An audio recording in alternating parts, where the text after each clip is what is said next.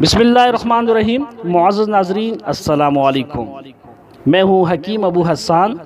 آج کا ہمارا ٹاپک ہے خسرہ۔ یہ ایک متعدی مرض ہے، یہ مخصوص قسم کے وائرس سے پیدا ہوتا ہے۔ اس مرض کے وائرس نہایت ہی باریک جراثیم ہوتے ہیں جو خوردبین سے نہیں بلکہ مائکروسکوپ کے ذریعے دیکھے جا سکتے ہیں۔ یہ مرض عموماً بچوں میں ہوتا ہے۔ بچے کو والدہ انفعالی مناعات منتقل کرتی ہے، اس لیے 6 ماہ سے کم عمر کے بچوں میں عام طور پر نہیں ہوتا۔ 2 سال سے 12 سال تک بچوں میں اکثر ہوتا ہے۔ ناظرین، بعض اوقات یہ مرض بالغ جوان یا بوڑھوں کو بھی ہو جاتا ہے۔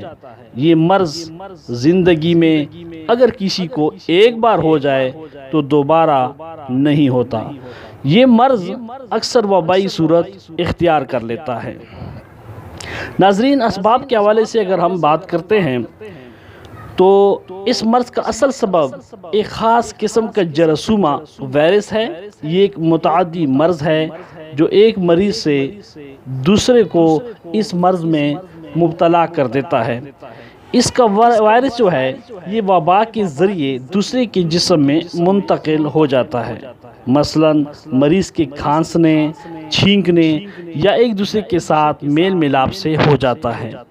اس مرض میں زیادہ تر وہی بچے مبتلا ہوتے ہیں جن کو خسرہ کا ٹیکہ نہیں لگوایا ہوتا یا خراب ٹیکہ لگوایا ہوتا ہے۔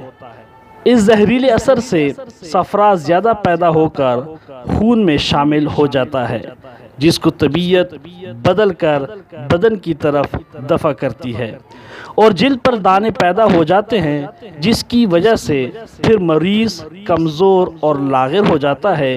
نامناسب طبی امداد، برتن، لباس وغیرہ بھی اس مرض کو پھیلانے کا باعث بن سکتے ہیں۔ ناظرین، اس کے علامات بھی یاد رکھیے کہ اس مرض کی ابتدا بخار اور نزلے سے ہوتی ہے۔ بخار 24 گھنٹوں میں خاصا تیز ہو جاتا ہے، چھینکیں آتی ہیں، اور اسی طریقے سے بخار سے چوتھے اور چھٹے دن کے درمیان بچے کے جسم پر خشخاش کے دانوں کی مانند اس مرض کے دانے نکل آتے ہیں، اور جب یہ دانے ٹھیک ہو جاتے ہیں تو جسم پر کالے داغ چھوڑ جاتے ہیں۔ اس مرض میں مریض کو 8 دن بخار رہتا ہے، دانے زیادہ جسم پر پھیل جاتے ہیں، ان میں پیپ پڑ جاتی ہے۔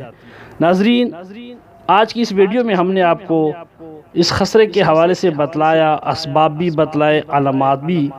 تو انشاءاللہ العزیز اگلی ویڈیو میں ہم خسرہ کے علاج کے حوالے سے بات کریں گے۔ اپنا خیال رکھیے، ہمیں اپنے دعاؤں میں یاد رکھیے۔ اگر ویڈیو آپ کو اچھی لگے تو اس کو لائک اور شیئر ضرور کریں۔ ہمارے چینل کو سبسکرائب کرنا مت بھولیے۔ اللہ حافظ۔